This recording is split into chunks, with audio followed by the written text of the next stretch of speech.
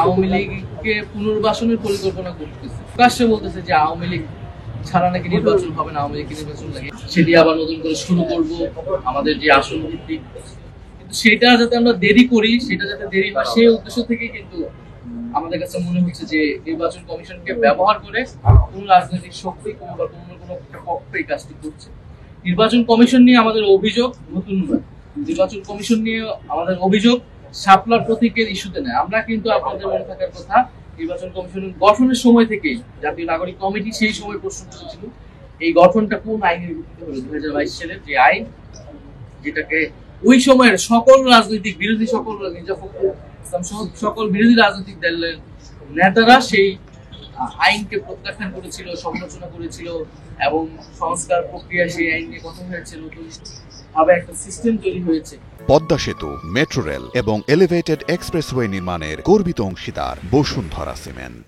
ফলে তখন কিন্তু আমরা সেই প্রশ্নগুলো রেখেছি। ইশরাক হোসেনের মেয়র হওয়ার যে মামলা, সেই মামলায় নির্বাচন কমিশন আপিল করেন, নির্বাচন কমিশনের সেই ভূমিকা কিন্তু প্রশ্নবিদ্ধ হয়েছিল।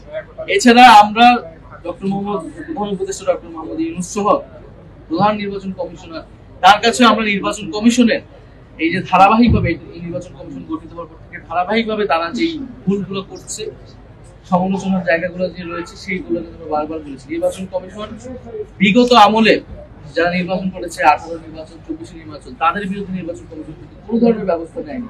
আমরা যখন জিজ্ঞাসা করেছি যে আপনারা কি ব্যবস্থা নিয়েছেন, তারা বলেছে আমরা তওবা করিয়েছি এবং কিছু রদ বদল করেছে। ফলে ওই একই লোকদেরকে দিয়ে তারা কিভাবে একটি সুষ্ঠু নির্বাচন করবে এমন কিন্তু প্রশ্ন বারবার করেছে। আমরা কিন্তু দেখেছি যারা 18 নির্বাচন ডিসি ছিলেন, যারা এসপি ছিলেন, যারা তাদের বিরুদ্ধে কিন্তু ব্যবস্থা নেওয়া হয়েছে। প্রধান নির্বাচন কমিশনার বা নির্বাচন কমিশনের বিরুদ্ধে ব্যবস্থা নিয়েছে। কিন্তু তৃণমূলে যারা কাজ করেছেন, নির্বাচন কমিশনের বিভিন্ন পর্যায়ের অফিসাররা, উচ্চ থেকে মধ্য পর্যায়ে, তাদের বিরুদ্ধে কিন্তু নির্বাচন কমিশন কোনো ধরনের ব্যবস্থা আমরা এখন পর্যন্ত আসলে দেখিনি। কিছু লোক দেখানোর ব্যবস্থা নিয়েছে, এটা আসলে অপ্রতুল আমরা মনে করি। ফলে নির্বাচন কমিশনের নিয়ে আমাদের অভিযোগটা সামগ্রিক, কেবলমাত্র আমাদের দলীয় প্রতীকের বিষয় নয়। তবে আমরা এখন আর থেমে থাকবো না।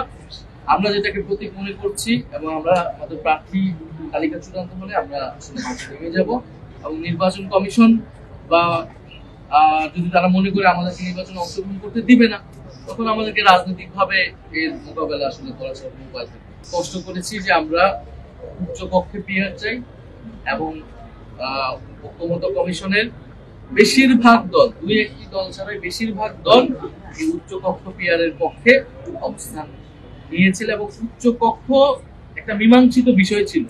বিএনপির 31 দফাতে আপনারা দেখেন উচ্চ কক্ষের কথা ছিল, এতদিন ধরে তারা যে আন্দোলনটা 31 দফার আন্দোলন করেছে, বিগত আমলে করেছে, সেখানে উচ্চ কক্ষ যদি করতে হয়, এটা পিয়ার ছাড়া তো এই উচ্চ কক্ষের আসলে কোনো প্রয়োজনই নেই। ফলে এটা মীমাংসিত বিষয় ছিল, তারপরে এটাকে নিয়ে অনেক টানা পেঁচানো হয়েছে। আর নিম্ন কক্ষের পিয়ার আমরা বলেছি এটা একটি মানে এই আন্দোলনের প্রয়োজন ছিল না। এই আন্দোলন নিম্ন কক্ষের পিয়ার বা সামগ্রিক পুরো পিয়ার আন্দোলনটা আমাদের পুরা ঐক্যমত্য কমিশনের বা সংস্কার আলাপটাকে ডাইভার্ট করেছে, একদিকে মনোযোগ অন্যদিকে সরিয়েছে এবং এটি একটা ক্ষমতার বা সিট বার্গেনিং করার একটা টুল হিসেবে ব্যবহৃত হয়েছে। ফলে যার যে সকল রাজনৈতিক দল এই আন্দোলনের সাথে জড়িত ছিলেন, আমরা তাদেরকে আহ্বান জানিয়েছি যে এই জায়গা থেকে সরে এসে সত্যিকার অর্থে সংস্কার এবং জুলাই সনদের যে জায়গাগুলো আমাদের এই মুহূর্তে প্রয়োজন, সেই বিষয়গুলো নিয়ে যাতে আমরা ঐক্যবদ্ধ। আওয়ামী লীগ তো বাংলাদেশের এই মুহূর্তে কোনো রাজনৈতিক শক্তি নয় এবং বিচারের প্রক্রিয়া রয়েছে, দলগতভাবে বিচারের প্রক্রিয়া রয়েছে ট্রাইব্যুনাল। আওয়ামী লীগ কোনোদিনই নির্বাচনে বিশ্বাস করে নাই, গণতন্ত্রে বিশ্বাস করে নাই। যেটা শেখ মুজিবের আমল থেকে শেখ হাসিনা পর্যন্ত তারা বারবার গণতন্ত্রকে হত্যা করেছে, বাকশাল কায়েমের মধ্যে হত্যা করেছে। গত 16 বছর তারা নির্বাচন হত্যা করে নির্বাচনী ব্যবস্থাকে ধ্বংস করে দিয়েছে, নির্বাচনী সংস্কৃতিকে ধ্বংস করে দিয়েছে। ফলে বাংলাদেশের প্রতিষ্ঠান ধ্বংস করা, গণতন্ত্র ধ্বংস করা, হত্যা করে, এটা আওয়ামী লীগের সবসময় কাজ। আওয়ামী লীগ নির্বাচনে বিশ্বাস কোনোদিনই করে নাই। ফলে আওয়ামী লীগ কোনো গণতান্ত্রিক দল নয়। আওয়ামী লীগ বা চেষ্টাই করবে নির্বাচনকে ভণ্ডুল করা, নির্বাচন যাতে না হয়, বাংলাদেশে যাতে স্থিতিশীলতা না আসে এবং আওয়ামী লীগের সাথে যুক্ত বিভিন্ন বৈদেশিক শক্তিও এই চেষ্টাটা চালাবে। ফলে সেই জায়গায় বাংলাদেশের জনগণকে, বাংলাদেশের রাজনৈতিক শক্তিগুলোকে, যারা ফ্যাসিবাদ বিরোধী আন্দোলন করছে, তাদেরকে ঐক্যবদ্ধ থাকতে হবে। আমাদের নানা মতভেদ থাকবে, মত ভিন্নতা থাকবে, নিজেদের মধ্যে তর্ক বিতর্ক থাকবে, দ্বন্দ্ব থাকবে, কিন্তু বাংলাদেশের প্রশ্নে স্বাধীনতা, সার্বভৌমত্ব এবং ফ্যাসিবাদের প্রশ্নে আমরা ঐক্যবদ্ধ আছি, আমরা যে কোনো প্রকার ছাড় দিতে প্রস্তুত আছি।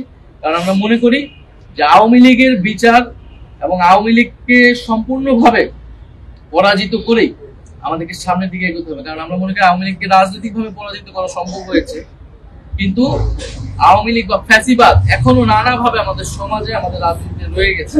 আমাদের সাংস্কৃতিক অঙ্গনে, অর্থনীতি এবং ব্যবসায়িক জায়গা এবং বিভিন্ন সেক্টরে আওয়ামী লীগের লোকেরা রয়েছে, ফ্যাসিস্ট কাঠামো রয়ে গেছে, আওয়ামী লীগের সুবিধাভোগী শ্রেণী রয়ে গেছে, আওয়ামী লীগের সন্ত্রাসীরা পর্যন্ত বিভিন্ন জায়গায় জামিন পেয়ে এখন তাণ্ডব চালাচ্ছে। ফলে সেই বিষয়গুলো কিন্তু আমাদের দীর্ঘমেয়াদী লড়াইয়ের মধ্য দিয়েই এই ফ্যাসিবাদী আওয়ামী লীগকে বাংলাদেশকে সম্পূর্ণভাবে পরাজিত করতে হবে। আওয়ামী লীগের যুদ্ধ আগে যেটা কাজ করেছে, আওয়ামী লীগের যত ফ্যাসিবাদী কার্যক্রম সেগুলোকে বৈধতা দিয়েছে, এখনো তাই দিচ্ছে এবং আওয়ামী লীগকে পুনর্বাসনের পরিকল্পনা করতেছে। এবং জাতীয় পার্টি আপনারা দেখেন তারা বলতেছে, প্রকাশ্যে বলতেছে যে আওয়ামী লীগ ছাড়া নাকি নির্বাচন হবে না, আওয়ামী লীগকে নির্বাচন লাগে। এই কথা বলার সাহস তারা কিভাবে পাচ্ছে এই সময়? এবং সরকার কোনো ধরনের ব্যবস্থা এই সকল দলগুলোর পক্ষে, এই সকল দলগুলোর বিরুদ্ধে নিচ্ছে না।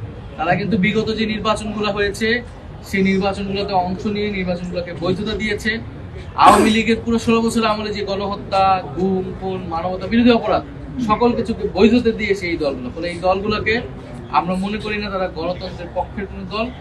তাই সেই দলগুলোকে বিচার প্রক্রিয়ার মধ্যে আনা উচিত এবং এটা এই অন্তর্বর্তী সরকারের দায়িত্ব। আমরা জনগণকে আরো বেশি আগ্রহী দেখছি।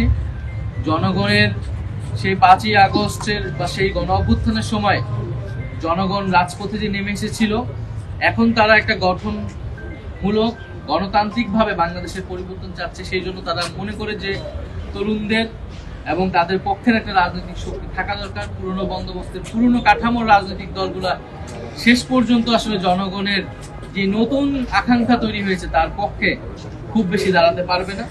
গত 1 বছরে আমরা সেটি দেখেছি, প্রমাণ পেয়েছি। সংস্কার কমিশন থেকে সারা দেশের তাদের যে কার্যক্রম, তারা পুরনো কাজই করতেছে। তাদের ক্ষমতায় যাওয়ার যে রাজনীতি লড়াই সেটিতে তারা ব্যস্ত, জনগণকে করতেছে। ফলে জনগণের ভিতরে আমরা সেই প্রচন্ড আগ্রহ আমরা দেখছি। জুলাই পদযাত্রায় আমরা যেটা দেখেছি, এখনো আমরা সেটা দেখছি। তবে জনগণ এটাও বুঝে, আমরাও এটা বুঝি যে আমাদের অভিজ্ঞতা, আমাদের সময় সবকিছু যে আমাদের অনুকূলে আছে, আমাদের পক্ষে আছে, এরকমটা নয়। আমরা বিশ্বাস করি মানুষ আমাদেরকে সেই সময়টা দিবে। আমাদের ভুল ত্রুটি থাকলে আমরা মানুষের কাছে যাচ্ছি, আমাদের নিজেদের বিষয় স্পষ্ট করছি। আমাদের নিজেদের অনেক সীমাবদ্ধতা ছিল গত 1 বছরে, আরো অনেক প্রত্যাশা ছিল আমাদের কাছ থেকে। সেই জায়গাগুলো আমরা কেন পারিনি সেটা আমরা মানুষের কাছে তুলে ধরছি। এবং এই নির্বাচনই জাতীয় নাগরিক পার্টির চূড়ান্ত লক্ষ্য বিষয় না। আমরা একটা দীর্ঘমেয়াদী পরিকল্পনা নিয়েই বাংলাদেশে রাজনীতিতে নেমেছি। হঠাৎ করে আমাদের আবির্ভাব হয়নি। আমরা আমাদের বিশ্ববিদ্যালয় জীবন থেকে কাজ করেছি বাংলাদেশকে পরিবর্তন করার জন্য, গণতন্ত্র প্রতিষ্ঠার জন্য। ফলে সেই দীর্ঘমেয়াদী যাত্রায় বাংলাদেশের মানুষকে আমরা সাথে পাবো এবং মানুষের সাথে হয়ে আমরা এই লড়াইটা চালিয়ে যাবো বলে আমরা বিশ্বাস করি।